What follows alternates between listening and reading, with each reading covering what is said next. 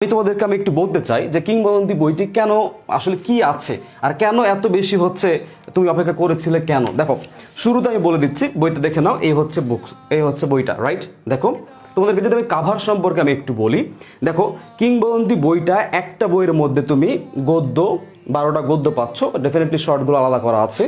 12টা গদ্য, 12টা পদ্য মানে কবিতা, নাটক পাচ্ছ, উপন্যাস, ব্যাকরণ এবং হচ্ছে বিরোচন এবং এক বইয়ের মধ্যে এমসিকিউ লিখিত এভরিথিং সব পাচ্ছ।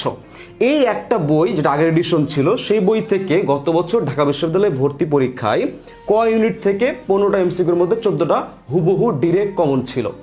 সি ইউনিটে যেটা গ ইউনিট বলছি, সেটার 12টি প্রশ্নের মধ্যে 11টি হুবহু ডিরেক্ট কমন ছিল। কমন বলতে ডিরেক্ট যেভাবে কমন আসে।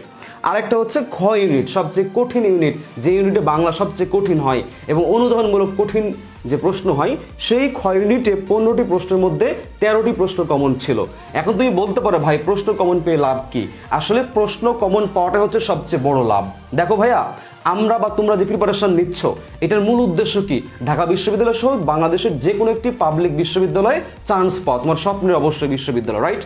তো সেই বিশ্ববিদ্যালয়ে চান্স পেতে হলে ডেফিনেটলি ভালো বই পড়তে হবে। আর সেই বইটা কতটুকু তোমার জন্য গ্রহণযোগ্য, কিংবা বইটি আদৌ সফল কিনা। বই যদি সফল, এই দেখো আমি কমন দেখিয়েছি, কমন ছিল, তার মানে এই